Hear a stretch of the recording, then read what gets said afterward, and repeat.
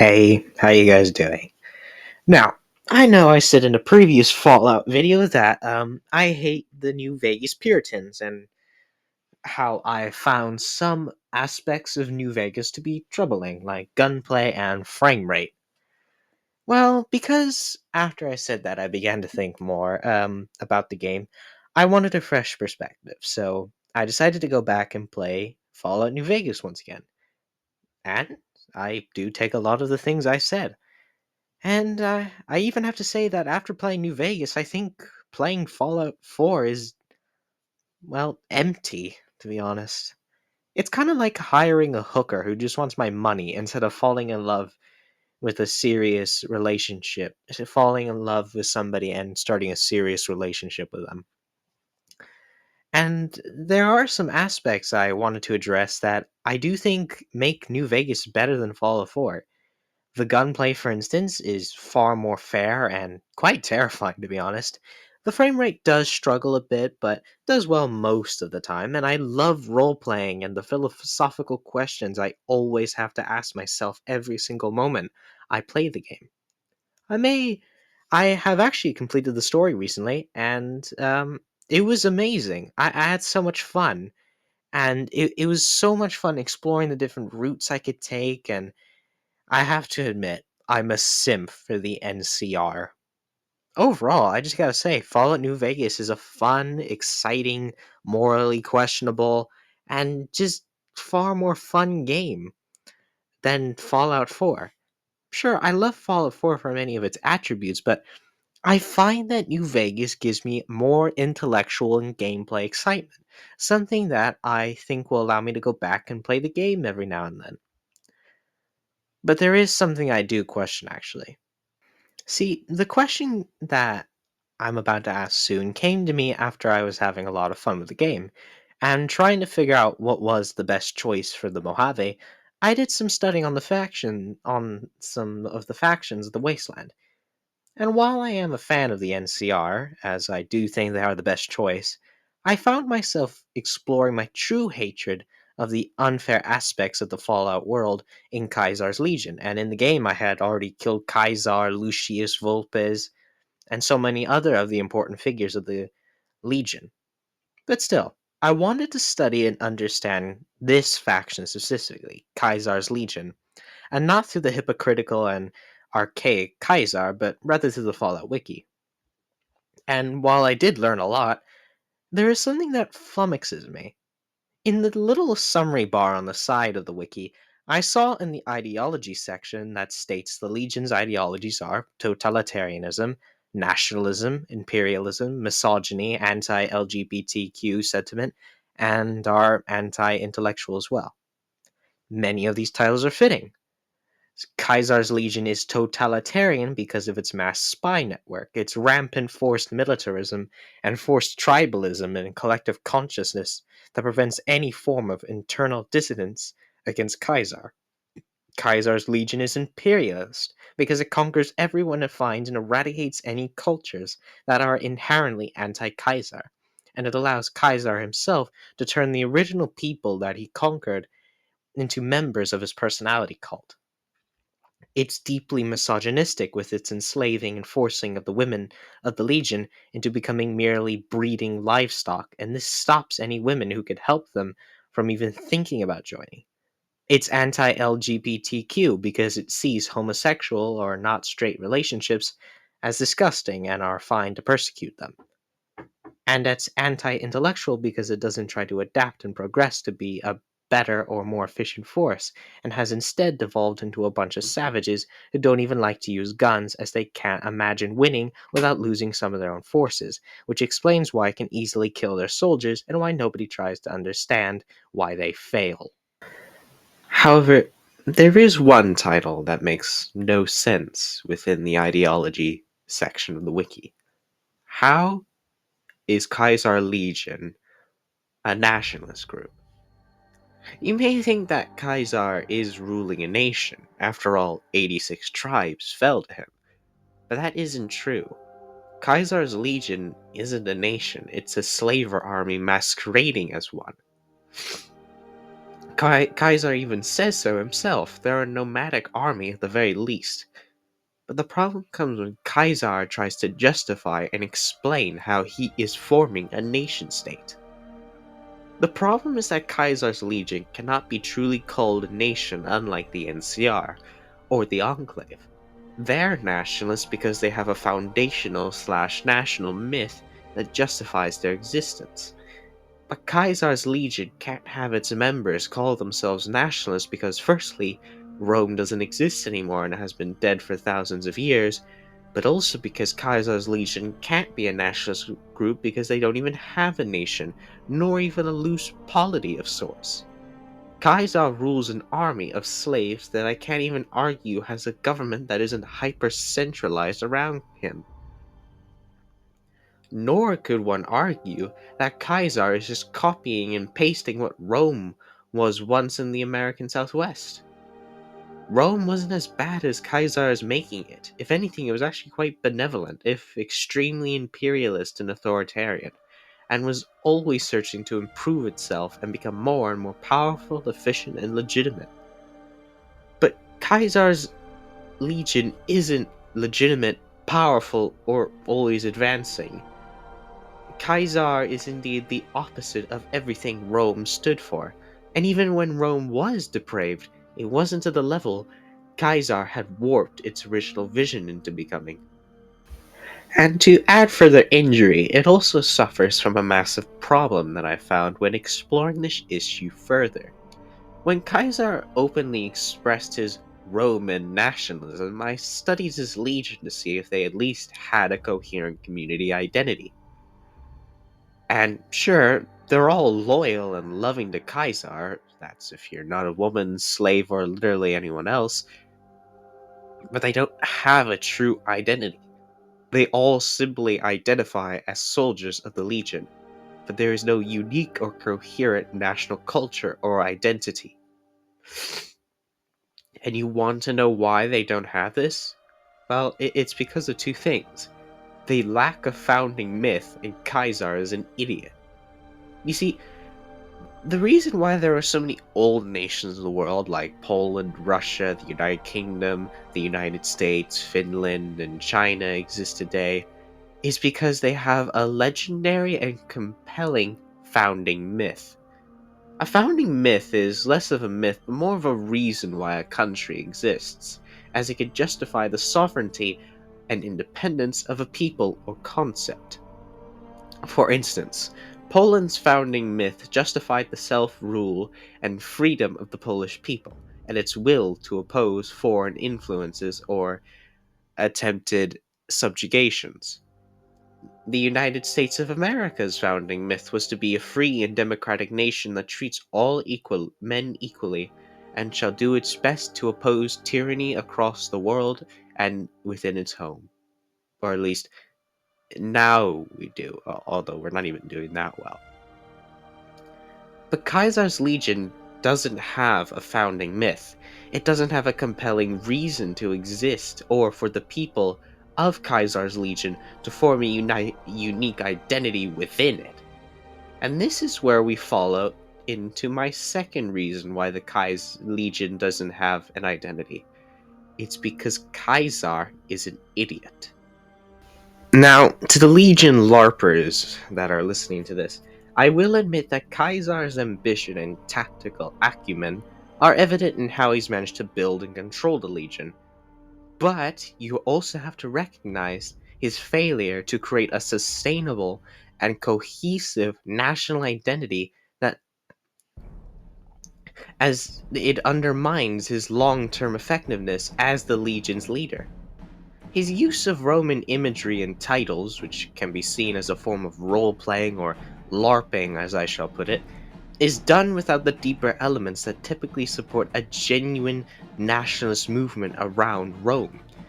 By focusing heavily on militaristic domination and neglecting to establish a unifying culture or national foundation or foundational myth, as I mentioned earlier, Caesar's legion is inherently unstable and lacks the necessary attributes to sustain itself beyond immediate conquests. In this way, Caesar's approach, while effective in the short term, is ultimately flawed because it lacks the strategic foresight and foundational depth required for lasting success. His leadership, despite its brilliance in certain aspects, falls short in creating a truly enduring and cohesive political entity. Also, he doesn't even use guns. I went to his camp and defeated the entire faction with ease because I only needed the anti-material rifle when they came charging at me with power fists and swords. Not to mention, in the first battle of Hoover Dam, he led his entire army to destruction in that battle because of his lack of actual firepower, tactical acumen, and strategic foresight. He's not smart at all. Caesar is an idiot. And all of this then leads to a crime of actual sanity. Legate Lanius is smarter than him. He sees the Mojave for what it is, a goddamn grave. And unlike Caesar, Lanius can be reasoned with. He knows when to back down and when to run, unlike Caesar, perhaps even when he runs away and becomes the new Caesar of the Legion. Perhaps Legate Lanius can actually form a uniting myth, an ideal for the Kaiser, for it to survive even after Caesar's himself. Sure, Lanius is often seen as a brute enforcer, but he possesses a level of pragmatism and awareness that Caesar lacks. While he is known for his brutality and ruthless tactics, his capacity to recognize the futility of certain battles, like at Hoover Dam, demonstrates a strategic mindset that Caesar often fails to display. Not only this, but Legate Lanius is completely honest in what he wants. He is always clear of his intentions and how he disapproves of backhanded, cruel, and often psychopathic tactics like Volpes and other Kaiser Legion generals and things like that. He knows how to do things, and sure, maybe throwing your entire army at the dam is stupid, but at least he's honest with it, as he doesn't want to win the Battle of Hoover Dam dishonorably. That's another reason why I think Legate Lanius is the better leader within the Legion. And then this leads me to another point about Legate Lanius, which is his potential to shift the Legion into something more sustainable. And this is not impossible to imagine. Unlike Caesar, who is stuck in his Roman cosplay and refuses to adapt, Lanius could forge a new identity that moves away from blind conquest and towards something resembling a true nation or empire. The evolution from the Legion into something like the Imperium of Novea Rome could mark a significant shift from a slaver army into a more stable, unified polity with its own mythos and cultural foundation. This idea reflects historical precedents where seemingly unlikely figures have reshaped the destiny of their people. If Lanius were to pivot the Legion towards a unifying mythos and establish a sense of cultural and national identity, he might create a legacy that surpasses Caesar's fleeting achievements and leave behind a lasting impact on the wasteland. So there, we know what allows factions to live and die in the Fallout world: a coherent and powerful national and unifying cultural and political ethos and myth. Idiots are those who do not recognize this. Architects are those who start writing it down on day one. The rise and fall of factions often hinge on the strength of their foundational myths and the ability to craft a cohesive national and cultural identity. Leaders who understand the importance of these elements from the outset, those architects that consciously shape their faction's ethos and narrative, set their people up for endurance and growth. Without these pillars, even the mightiest armies or the most brutal regimes will eventually crumble, unable to inspire loyalty, unity, or a sense of purpose beyond their leaders' immediate ambitions. True power lies not just in military might, but in the stories, values, and ideals that define a group's reason for being and guide its future. And this is the problem with Caesar's legion and the answer to my question. How can Caesar be a nationalist when he doesn't have a nation? So, that was an intellectual doozy. Um, I just want to end this video off by giving some critiques. I love Fallout New Vegas, like, completely. I think everything goes very well. However, there are some things that I think could use some work, particularly surrounding the Legion. Because within the game, it's always omnipresent and clear that the Caesar's Legion is always the one that will enslave, burn down towns, kill babies, and be monsters by the very, by their very nature. And Caesar's legions, soldiers, and leaders are also aware of this fact. They don't want to change anything. But I wish that we could change this about them. That we could lead, that we could hopefully create political reform within the faction. And I genuinely think that if I really wanted to try a Legion run, which I never will because I'm not a psychopath, then I would like to see options and um uh paths you could take within the game to help Kaisar's Legion reform itself, where they treat women more equally than before, where they free let their slaves become part of the Legion truly, where they allow open recruitment of anyone outside. And you could help with propaganda campaigns to help NCR soldiers like abandon their country. And you could help certain leaders within the faction to take power, like Volpes, Lucius, or Legate Lanius. But apart from that, I do want to say that I do think that they are a cool faction in concept, but in execution, I think they were a little bit poorly done, to be honest. Because you always have to have that one really bad faction, and I also don't know how people who play this game, who are like the Puritans, can justify playing as Caesar's Legion because there's like literally nothing justifiable about them.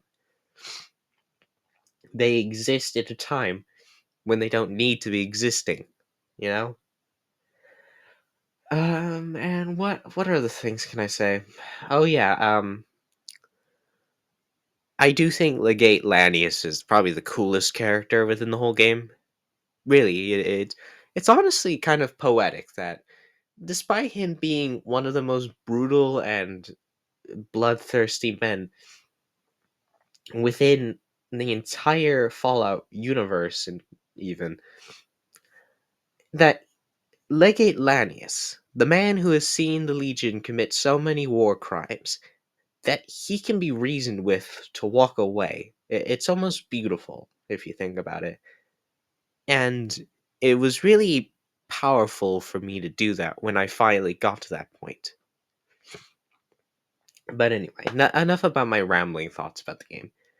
Um, Moving on, I wanted to say that I'm going to be posting videos every 2 weeks because I want to make sure that I don't leave you guys with with expectations or that kind of thing.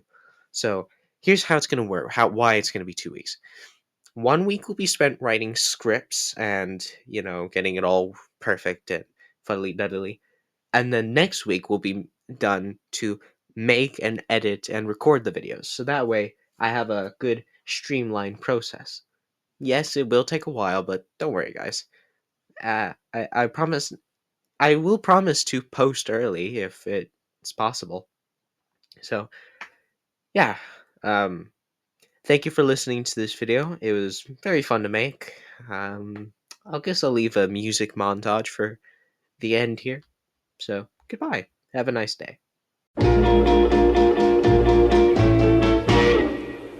Oh.